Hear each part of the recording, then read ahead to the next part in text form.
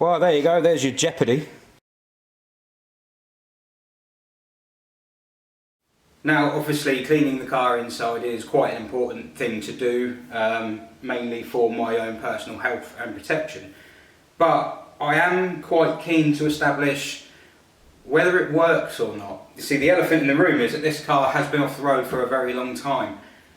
We have an idea, that is me and a friend who's been doing some background detective work, with an actual retired detective. And yeah, we're trying to suss out what the story of this thing is, how it came to be, how long it's been in the UK, how long it was in America, I'm guessing a long time, and yeah, try and figure out exactly why it wasn't on the road, because it clearly hasn't been. It's clearly been sat around. I can still see moss along there, so why was it sat around? I mean, it's not going to be out of choice, is it? It's going to be, it refused to move. So yeah, the next thing is to try and suss out why it came off the road. Now, I'm not expecting to be able to run the car, I'm not expecting to be able to drive it, I'm not expecting to get any good news out of it actually, but it would be quite nice to know, because with this particular setup, i.e. the 3 litre Maserati V6 and the Borg Warner Auto slush box, any one of those things could have gone wrong. There could be a problem with the gearbox, there could be a problem with the engine, there could be a problem with the hydraulics, or there could be a problem with everything that it's bolted to, i.e. the car. So I better try and find out.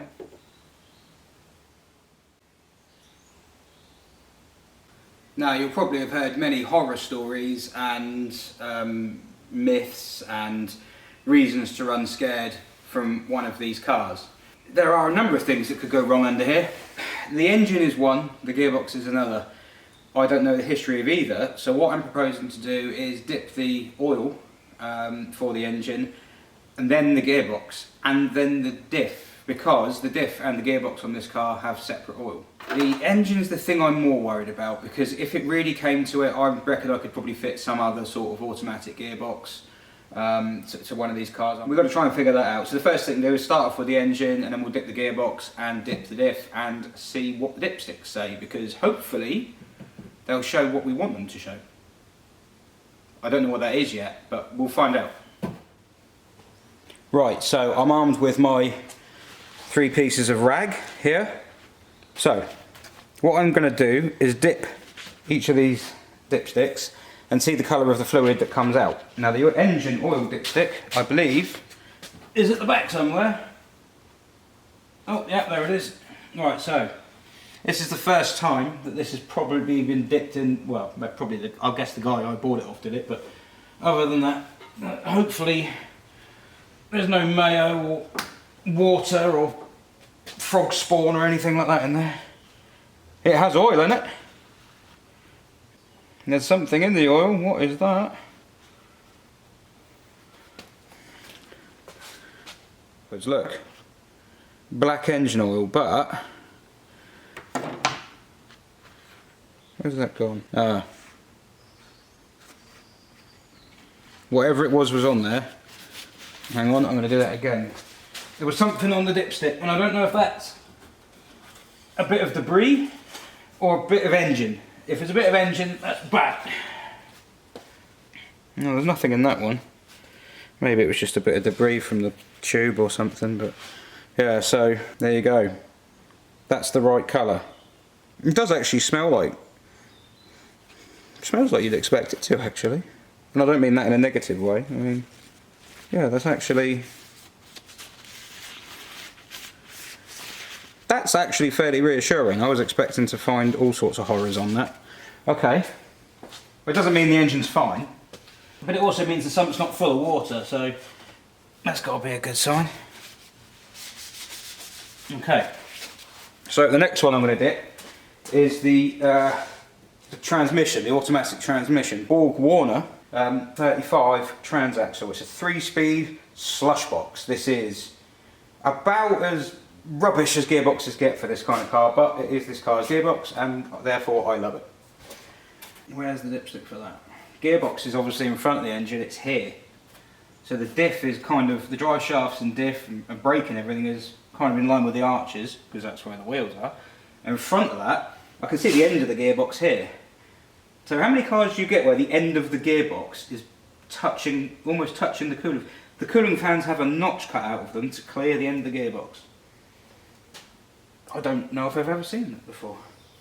Right, here we go. Right, let's have a look at this. Obviously this isn't going to tell me the true level. Oh, that's rich. No, look at that. It's not going to tell me the true level because it's not warmed up and it's not running and everything like that, but just to make sure it's got something in it. Right, this is very good news. Ready? Oh yes. Anybody who knows about automatic gearboxes has just realised what a win this is. Now that fluid's red. This is brilliant because on an old knackered automatic gearbox that fluid would probably be black or something like that. But it is quite red, and when I dipped it and pulled it out, I'll do it again to see. Come on phone. Not phone. No, this isn't a phone even, this is a camera. Go on. Go on. Damn, I need to get better at this. It's I mean, it's clear. Take my word for it, it's clear. That is a really good sign, and there's a reason why that's a really good sign. Because the diff and the gearbox use different oil. The diff uses EP80, the gearbox uses, I think it's, no, I'm not going to say what type I think it is, but it's basically an automatic transmission fluid. The reason being is there's a certain type it uses, and if you don't use the right one, you can knacker the gearbox. The problem is that the gearbox being here and the diff being there, there are shafts that pass from one to the other, obviously.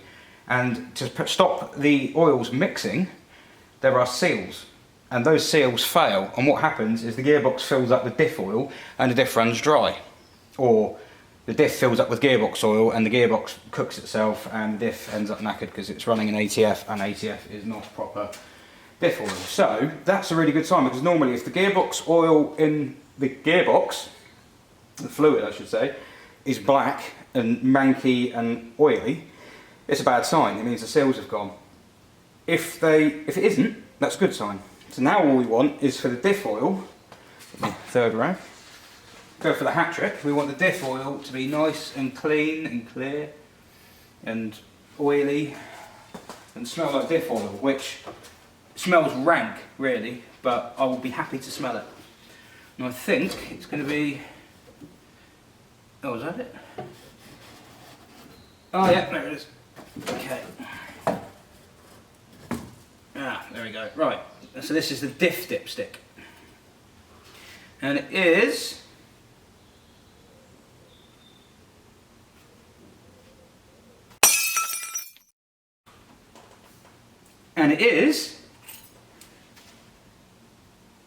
bone bloody dry. What's going on here? Oh dear. Okay, right, yeah, so that's pretty conclusive. A clean dipstick.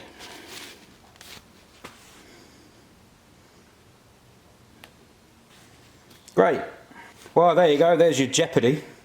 Make it a TV series now, can't we? Okay, right, so that hasn't gone exactly as I wanted. So I'm going to try and boost morale now by dipping the Luhum. The Luhum Plus. Oh,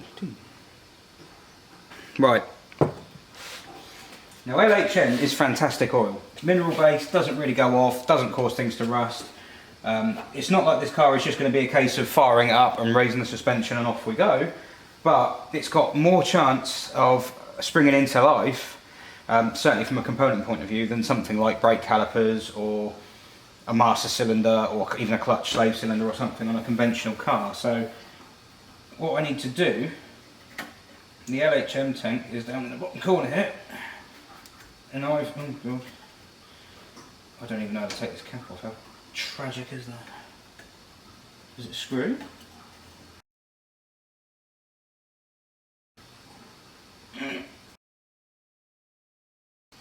Oh, there you go. Oh, I love stuff like that. Caution. Do not use brake fluid Refill only with green LHM liquid.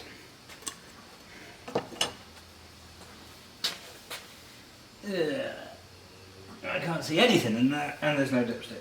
How do you even tell what the level is?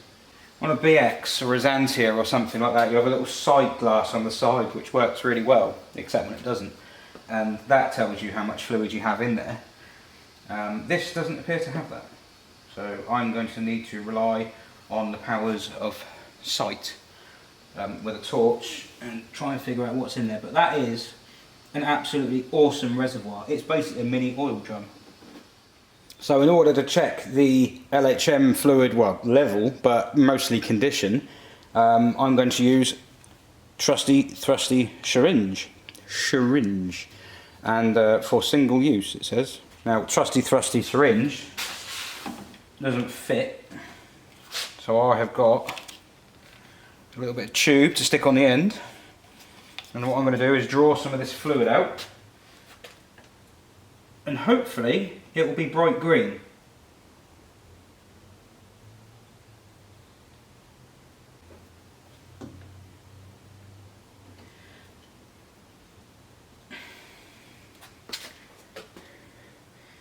Now I'm not an expert, I only got a D in art. That's not bright green. That looks like automatic transmission fluid. No, it smells like LHM though. I think it is. It's important, you have to use, there's no point even putting that back in. I'm going to go and put this in the waste.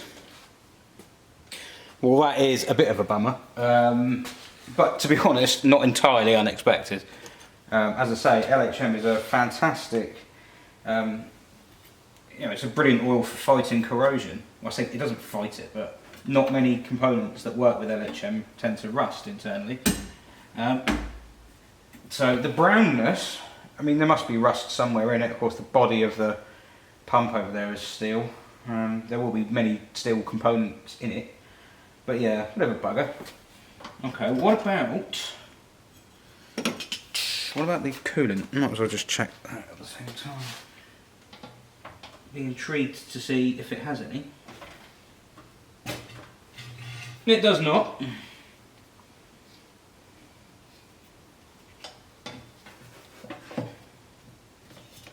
No. She bone dry. Washer fluid?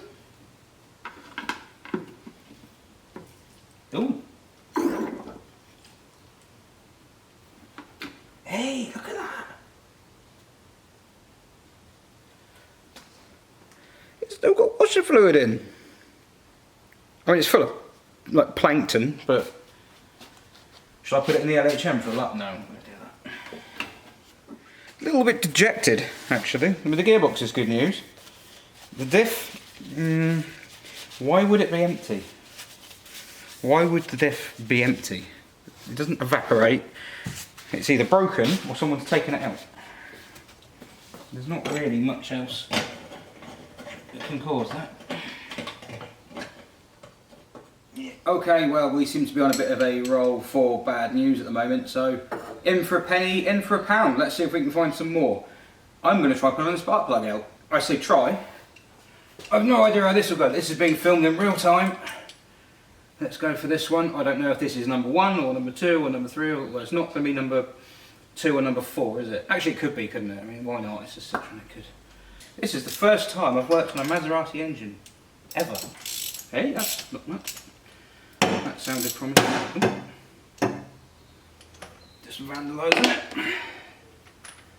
I realise this isn't really anything in depth or interesting. We're just like looking to see what a Citroen SM that's been sat around for at least 30 years looks like inside.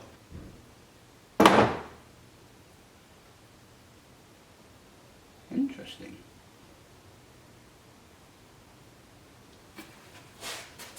Now, to you, does that look like a plug that's been unrun? Unrun? Yeah, go on, why not? Unrun, not run, for 30 odd years. I mean, it's wet. It's oil, obviously, so it smells a bit like the engine oil. It's kind of carbony. which is what you'd expect. Sorry, I know it's sounding like I'm surprised that I've got good news, but that came out really easily. It's a Champion R9YC. And the gap isn't even that big either, so... their thread's in excellent condition. I'm going to put that back in. I haven't got... what are those cameras called? Boroscope? Endoscope? What's the one that goes up your bottom? Colonoscope? No, it's not that. Come on, give me some bad news. Give me something. Hope can kill a man. Hope is dangerous. I think if the engine was good, if the engine's healthy, that's got to be a win. The diff or the gearbox are going to be easier to sort out than the engine. And cheaper. Because if this gearbox is knackered and there's only one specialist in the world who repairs them and the bits are £500,000 each, I shall fit another gearbox. I can make a square peg fit a round hole. I've done it before. My Hillman Imp has a CITROEN Saxo engine in the back of it, on the Hillman Imp gearbox. So if you put your mind to it, you can balls up anything. This one's coming out fine. Same again. I don't know what I was expecting. I was expecting rust. I was expecting something dead, or a couple of kilos of coke or something like that, just something odd. But these spark plugs are really easy to change. They're easier than any TVR, I can tell you that. I would say they're even going to say as far as to say they're easier to change than on a BX 16 valve. Everyone mincing about these cars being too hard to work on. I'll just pull that out in seconds. It'll be easy. It's not a problem. I'm not going to pull any others out because I'm going to quit while I'm ahead. 2 out of 6. Not bad. Anyway, the spark plugs aren't really the potential issue with this car. I shall tell you about the potential issue in a minute. This is just meaningless waffle. There's no reason for you watching this. This is just a guy leaning over an engine bay, bigger than his house, putting in a spark plug on his Maserati engine. Hello, Magnacore. Do you have... ooh. Ooh. Well, that HT lead's got a big nick in it. Oh, imagine if that was the reason why it came off the road, or it's got a misfire, we can't find it. I'll just park it up. Someone can fix it in the future.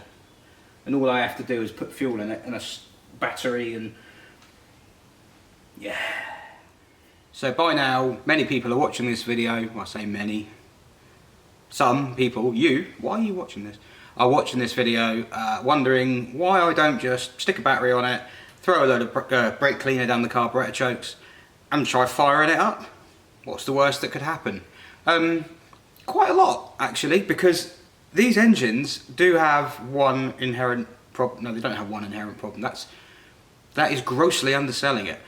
One of the big problems they have is the valves. You see, with the SM, it uses sodium-filled valves, which means the valve itself is hollow and, well, filled with sodium. And basically, what happens, especially on cars that haven't run for a long time, the valves can corrode externally in the valve guides and you develop pitting, which thins out the body of the valve. That isn't ideal anyway, and in a normal solid valve you might start losing compression, you might start sucking in oil through the valve guides and get a bit of blue smoke, and it will wear the valve guides out eventually, but it's not going to be catastrophic. These cars, the valves have a tendency to break. And if the head of a valve breaks off while you're cranking an engine, even on the starter motor, a very expensive engine on the starter motor, you can have trouble. The number one thing that so many people have said to me already, do not try and start it. Don't turn the key. I have turned the key, but nothing happened. Normally you're playing roulette with a car that's been sat for a long time and you're worried whether the cam belt was gone or something like that. But on this car, no, there's no cam belt. We've got some cam chains, and I would motion that they are potentially cam chains of devastation. But yeah, the valves in this car, if they haven't been changed for solid already, which I'm guessing not, the cure for this problem is, of course, just by stainless valves. You can buy them, I think they're stainless now. Eradicates the problem, you put in your guides, just like that.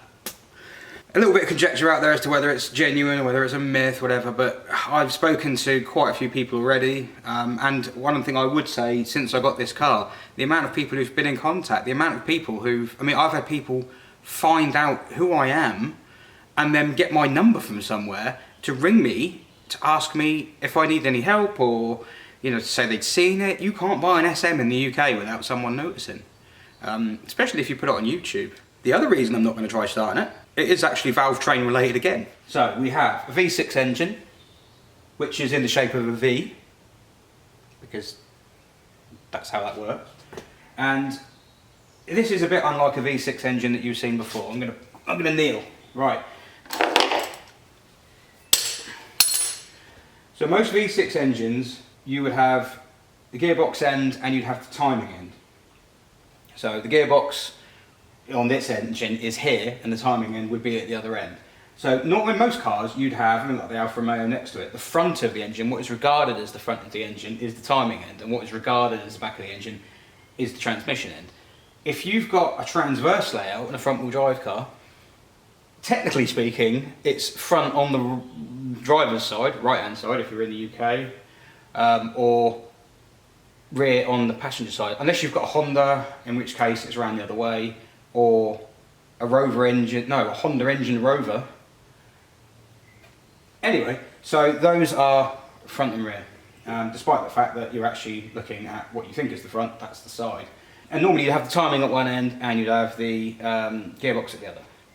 Even on an old pushrod engine like the Rover V8, you have gearbox at one end, and at the other end, even though it's not got overhead camshafts, it's got a camshaft straight through the middle, you've got a timing chain, and that's on the timing end, which is the front of the engine. Now the engine in this is in backwards, basically, because most cars don't have the gearbox in front of the engine in a front wheel drive car. In fact, other than a DS and a Traction Avant, I'm struggling to think of one. The CX is transverse, the GS is transaxle, but the engine sits in front of the transaxle, as it does in an Alfa Sud or something like that. Even sort of recent Volkswagen Passats and Audi A4s and things like that, they use transaxles. The ones where the engine looks like it's sat in the radiator, I think it's there as a safety feature to make it handle safely. And by safely I mean with chronic understeer. I don't know of any other cars that have this layout. This is bat crazy. Basically in this car, so the front of the engine is at the back and the back of the engine's at the front. Rather than having one big chain that goes around the crankshaft and then round the camshafts in one hit, you have three chains. You have a chain at the back, which is actually the front, that drives from the crankshaft up to the jack shaft. That jack shaft drives the cam chains. It also drives this, which I thought was a jack shaft, but is known as the auxiliary shaft, which drives all this on the front of the engine, which is just... The problem is, the tensioners on that main cam chain, the one that's the hardest one to get to, obviously, those tensioners aren't mechanical, they're not hydraulic. And although they are ratchet based, they can lose tension and come undone. And if a car sits around for a long time, and you go and crank it over, and that tensioner lets go, smashy smashy, ching ching ching. That's the money falling out of your wallet. Now you may also be wondering why I'm making the car wet when I've gone to such great lengths to take it out for the weather. Well, there's a reason.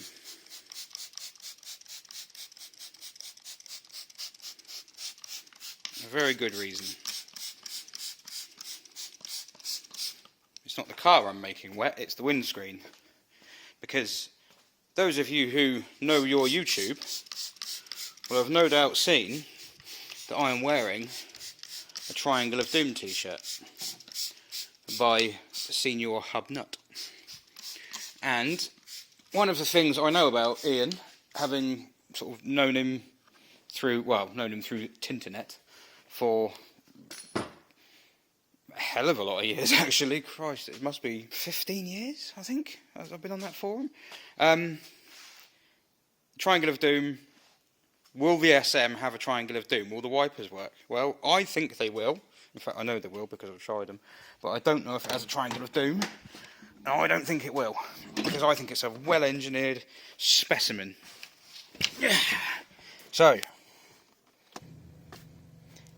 does a Citroen SM have a triangle of doom? Where are the wipers? Ready?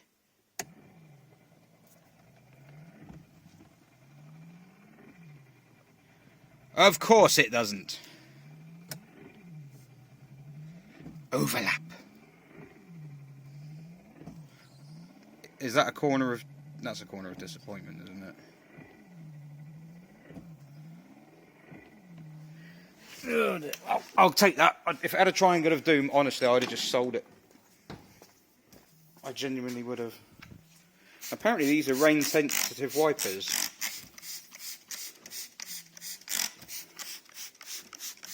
But I'm not convinced they are. They speed up and slow down according to the load.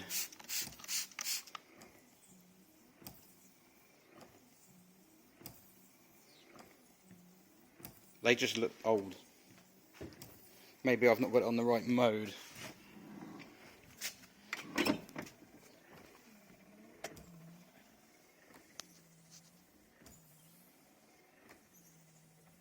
What do you reckon?